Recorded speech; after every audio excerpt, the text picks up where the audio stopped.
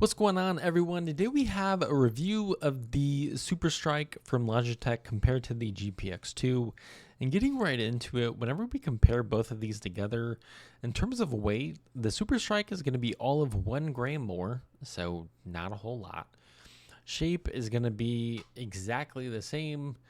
Build quality, there is one thing I want to mention on this mouse compared to the original.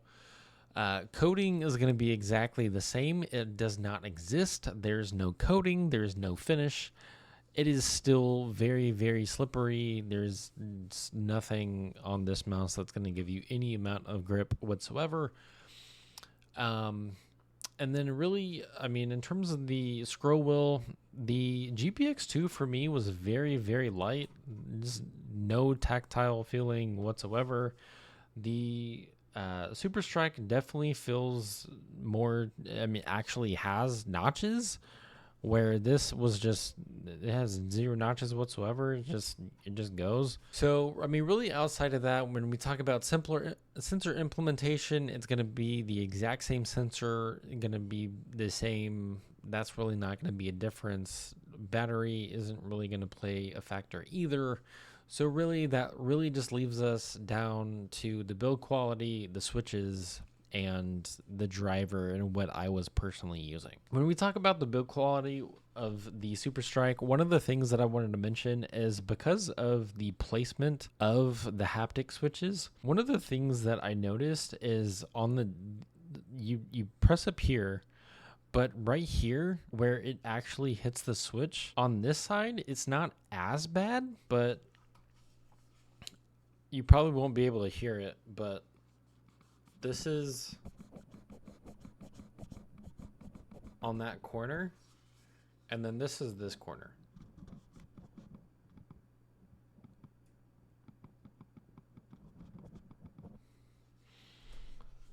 So you probably can't hear it. It probably just sounds like I'm clicking it, but here it's not as bad, but here it's like if I pull this apart, hold on. Whenever I do any kind of mouse review and I say, hey, you know, is there any flex between mouse 1 and mouse 2? There's really not a whole lot of flex here, but essentially what happens is right here, when this is completely turned off, this is almost flat. But on this side, the whole switch, you can see if I zoom in really quick, you can see like this whole piece just shifts. So this side is fine, but the left side, like, this is just not, you can hear that. It should not be doing that whenever it's turned off, because the haptic switches only work whenever it's on. But the way that this left side and the left mouse button is, like, this is just not. Hold on. You hear that? It should not be doing that. There should be no sound coming from this corner whenever this is turned off, and it should also not be causing the whole left mouse button to literally shift. When we talk about the skates, I didn't mention this. Compared to the GPX2, whenever they had this version, the skates were awful. The skates that come on the Superstrike are a tad better, but they're still bad. So I mean, if you're planning on getting this, I would highly recommend to switch these out. I have the Jade Ultras on this, and having the Jade Ultras on this is sick.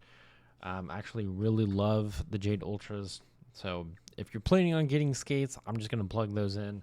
Really outside of that, that really leads us down to the switches. And for me, I tried every option that I possibly could, and I honestly just stuck with the default option. I have a 3 actuation point, I have rapid trigger off, and I have the clip haptics at 3. Having the haptics down any less feels like it's not tactile enough, and having it any more just is overkill. And then in terms of the actuation, I had problems with it being on 1. I could use 2, but it just felt more comfortable just being on the default option. And that really comes down to, is it worth it? And to me, It's not. I mean, the technology and being able to put this on a mouse is really cool. Obviously, they're the first ones to ever do that within a mouse.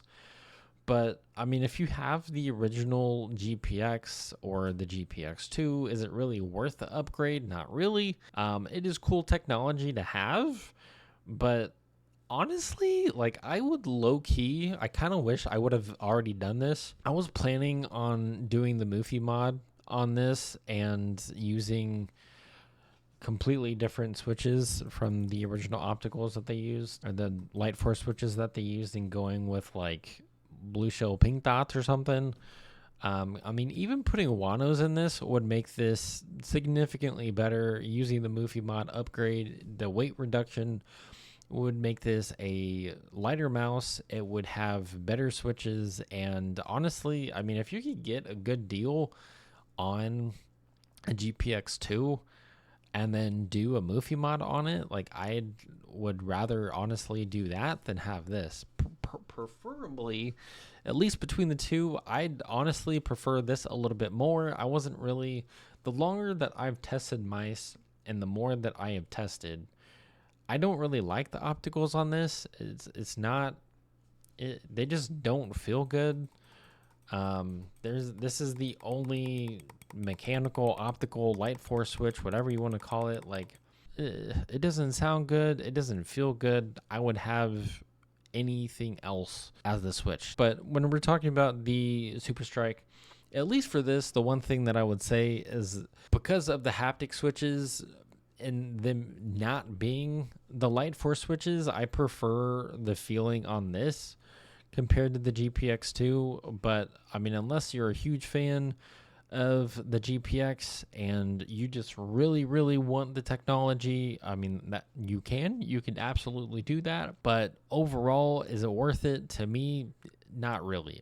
It's cool, but that's it. So with that being said, if you have any questions, feel free to throw them in the comment section down below, and I will catch you all next time. Start it right.